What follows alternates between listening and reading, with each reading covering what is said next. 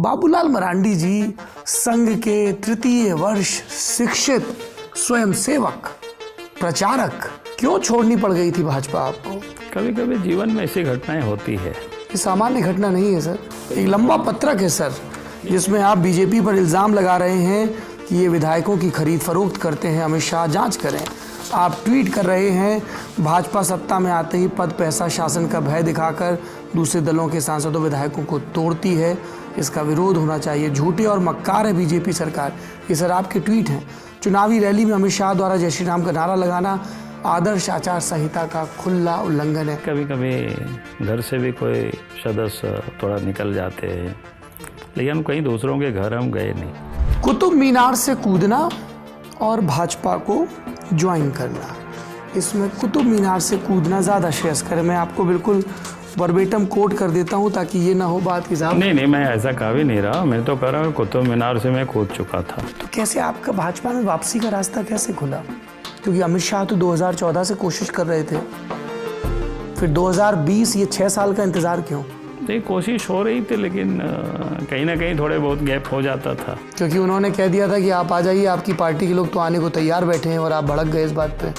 अब वो तो मुझे भी बहुत अधिक याद नहीं है ऐसा। आपकी प्रधानमंत्री जी से बात मुलाकात होती तो कभी ऐसे पुराने बयान आपको ध्यान आते हैं जो आपने प्रधानमंत्री जी को लेके दिए थे गुस्से में? नहीं संभले तो कटोरा थमा देगी मोदी सरकार, भीख मांगने को भी पकौड़ा मांगने की तरह रोजगार घोषित कर देगी। और उस समय का विषय होगा, कोई वाक्य रहा होगा, तो इसलिए आज की तारीख में उस सब का कोई प्रासंगिक नहीं होता है ना। जो नेता जिंदगी भर एक विचारधारा, एक दल के साथ रहते हैं, जब उसके वो धुर विरोध में जाते हैं, जैसे 2009 में आप कांग्रेस के साथ थे, तो दिमाग में पॉलिटिकल एडजस्टमेंट कैसे करते हैं? दूसरे ध्रुव में तो बिल्कुल गया ही नहीं। आप कांग्रेस के साथ गठजोड़ में कांग्रेस के साथ जुड़े थे, चुनावी तालमेल किए, सिर्फ सत्ता के लिए समझौता था। जब रांची हिंसा से जल रहा था, स्थानीयता का निर्धारण कैसे हो, इसको लेके आपकी सरकार ने एक फैसला किया था। और इन सब के बीच इंदर सिंह नामधारी लिखते हैं अपनी किताब में कि मैं विधानसभा पहुंच गया, विपक्ष के विधायक भी पहुंच गए, मुख्यमंत्री विधानसभा में नहीं आए। क्यों नहीं पहुंच पाए थे आप उस दिन विधानसभा? क्योंकि हमें याद है कि जिस समय ये घटना घटी, हमने उस समय कहा था कोई भी सड़क पर निकलेगा तो हाथ पैर तोड़ देना उसका। क्या रुख है सरना धर्मकोट पर आपका और आपकी पार्टी का? मैं इतना जरूर कहूंगा कि भाई सनातन है तो सरना है। विद्यार्थी बहुत नाराज रहते हैं झारखंड के भर्तियों को लेकर, आपका क्या रुख है? भैया मेरिट को नहीं मार सकते, मेरिट को बचाना ही बचाना है। 24 बरस हो गए हैं, लेकिन आज भी राजधानी रांची समेत हर जगह पावर कट एक सामान्य बात है। आज भी हमको डर लग रहा था कि आपके साथ बैठेंगे, पता नहीं बिजली कब चली जाए। हेमंत सोरेन कहते हैं कि केंद्रीय एजेंसियों के द्वारा उनको प्रताड़ित किया जा रहा है, आप क्या कहेंगे? नहीं, कहेंगे क्या भाई, उन्होंने गड़बड़ किया है ना, पूरे झारखंड को लूटा है। चंपई सोरेन किन शर्तों के साथ आए हैं वो पार्टी में? इस उम्र में अगर पार्टी आ रहे हैं तो इसका मतलब है कि वहाँ काफी उनको सताए गए।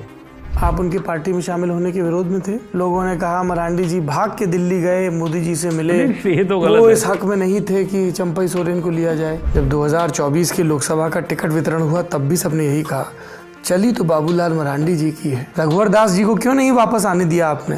क्या वो चुनाव लड़ना चाहते थे?